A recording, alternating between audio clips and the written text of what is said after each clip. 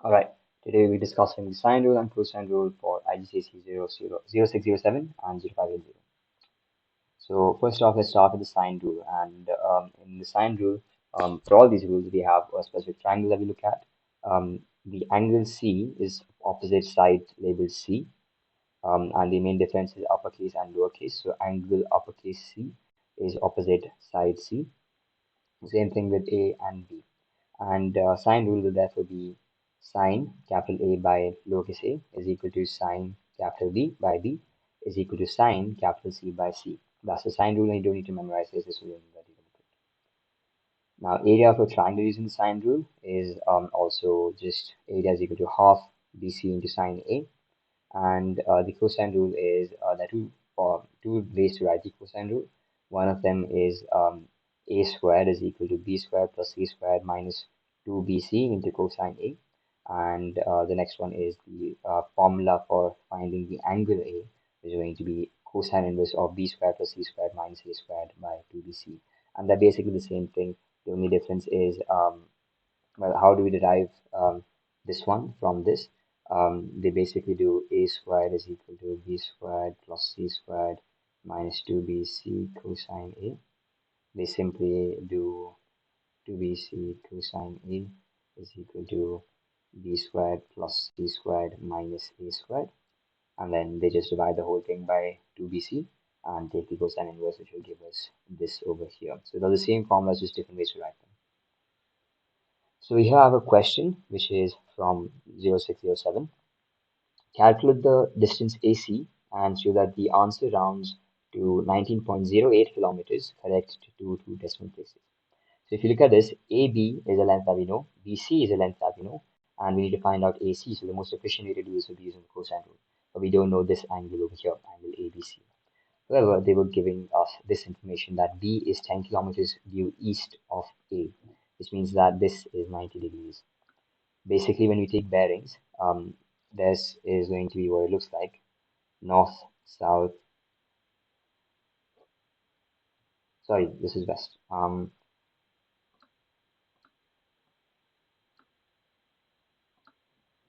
Yeah. So this is west and this is east. What this B is 10 kilometers due east of A basically means that if you take A over here, then north is up north, and this is going to be east, and 10 kilometers is the distance, which means that north and east, this angle is 90 degrees. So this angle over here is going to be 90 degrees as well.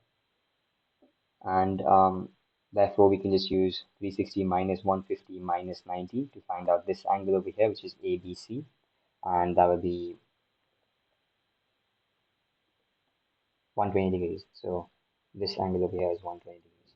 Anytime you see something like this basically means that the angle between A and B is 90 degrees, meaning that north, east, north and west, this is 90 degrees over here. So over here we just use the cosine rule, which is going to give us AC. I'm going to get rid of the square and immediately take the square root.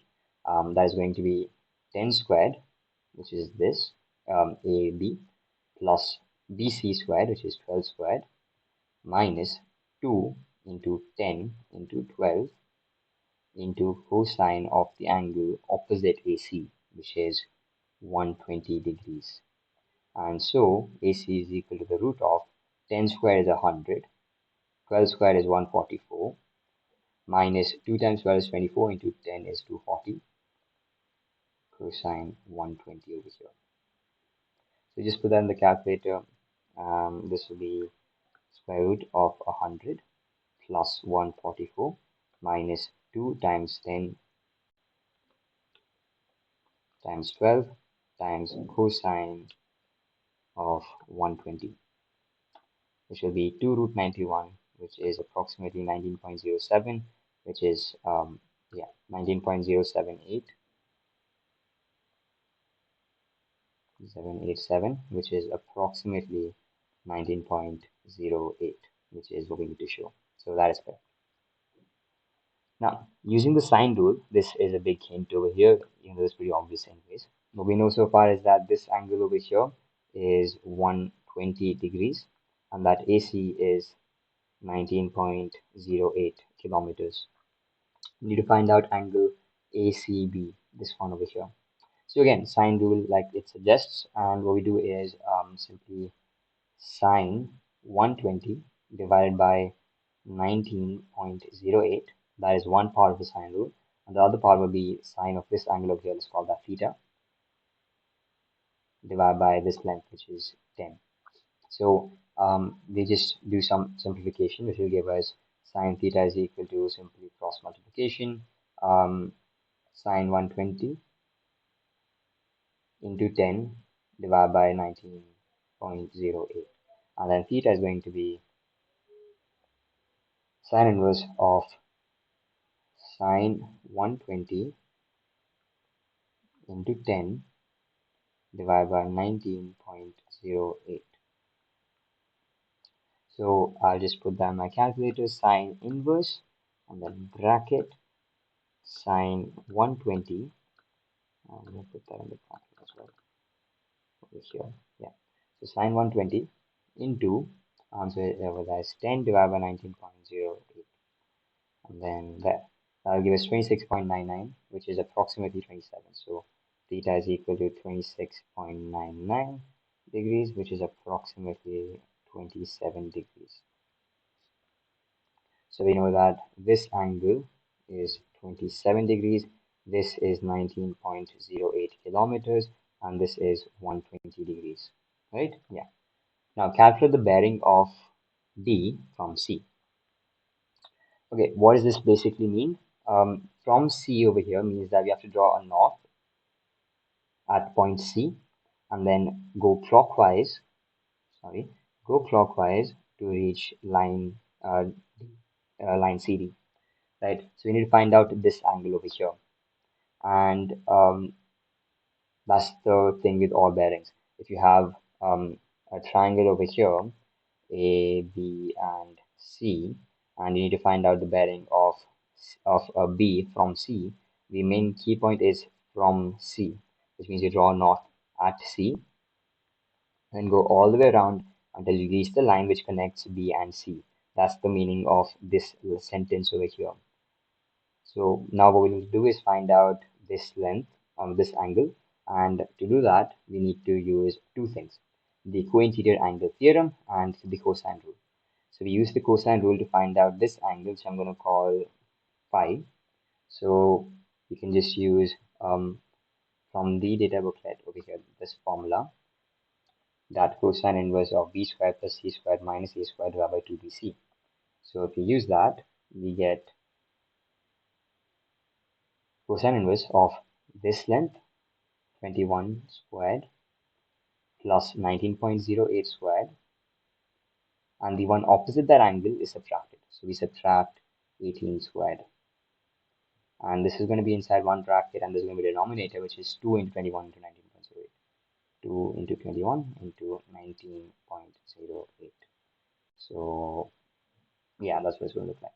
So we get phi equal to cosine inverse bracket and 21 squared plus 19.08 squared minus 18 squared divided by 2 into 21 into 19.08, which is going to give us 53.1. So this is 53.1 degree. Yeah. Now the next thing that I will have to use to find out this angle over here is the co-interior angle theorem. And basically, if you have two lines pointing in the same direction, and then you join them in this manner, this angle over here and this angle over here are going to add up to 180 degrees. And if we use this as point B and this as point C, this will give us 150 degrees. And so this has to add up to 180, like I said. And so this has to be 30 degrees, right? So this angle over here is going to be 360, because this is going to be a complete circle over there. 360 is going to be the complete angle, the sum of all the angles, minus 5 minus 27 minus 30, which I'm going to just write down over here. Answer is going to be 360 minus the answer that we got, 53.1, minus 27 degrees, minus 30 degrees, which is going to be 249.9 degrees, which I'm going to round up to 250 degrees. So if I draw a angle over here, this is going to be 250 degrees, this is going to be 27 degrees, this is going to be 53.1 degrees, and this is going to be 19.08 kilometers. That's all we know so far. Now, a straight path BP connects B to the closest point P on AC. So AC and B. So for it to be the closest point, it needs to be perpendicular to AC. So from here, we just draw a perpendicular line like this, and this is going to be 90 degrees. So we can just draw like this. We already know that this is 27. We already know that hypotenuse is 12 kilometers, and this is B, this is P, this line is over there, that's point P over here, and this is going to be C. So we need to find out is calculate the length of this path, which is BP. So we have the opposite here. So we can use sine 27 is equal to opposite by hypotenuse, which is BP by 12. And so BP is equal to 12 sine 27. So 12 into sine 27 is going to be 5.45. 5.45, and remember the units is kilometers. All right. Now, the area within triangle ABC is a grassland. Now, calculate the area of this grassland. So, calculate the area of ABC basically. So, we already know that this is 120 degrees. And for this area, we just use the formula that area is equal to, well, there are two ways to do this actually. If you know this perpendicular distance, BP, we can just use the half base into height formula, or we can use the sine um, yeah, we can use this formula as well. That's the easier one in my opinion. So I'm just going to write this as is. Yeah. So area is going to be 120 sine of 120 into this divided by 2. So into 12 into 10 into sine 120 divided by 2. I'm just going to simplify this a bit. This will cancel out to give me 5. So this is going to be 60 into sine 120. So 60 into sine 120 is going to be 30 root 3, which is 51.96. This is going to be what? Kilometers. Area is in kilometers squared. So that's the final answer for this. Now, this is obviously additional information which we don't need, but I just wanted to derive the sine rule because that could help in the understanding process. So what I'm going to do is just divide this over here and make a 90-degree over here. So that's perpendicular. And let this be height h, and let's call this point over here n. So I want to use the sine over here to get sine rule over here. So sine rule in triangle CMB is going to give me sine B is equal to perpendicular or the opposite, which is going to be h by the hypotenuse, which is a. So we get that height is equal to a sine B. Now in triangle CAM, that is going to be again 90 degrees over here because it's a straight line. One is 90, the other has to be 90 as well. So we get sine A is equal to, we have h by b, and h is equal to b sine A. And these two heights are the same, right? So I'm going to equate those two to give me a sine B is equal to b sine A. And now I can do one of two things. I can divide both sides. I can take sine B to the right side and sine A to the left side, which will give me A by sine A is equal to B by sine B, right? Or I could have done the other way around, where we take A to the right side and B to the left side, which will give me the reciprocal of this over here. Now we can do the same thing, but taking something like this. This is 90, this is 90, and take the same process, and we'll get the same thing with C and B. So basically, that's the derivation of the sine rule. And that's all. Thanks for watching.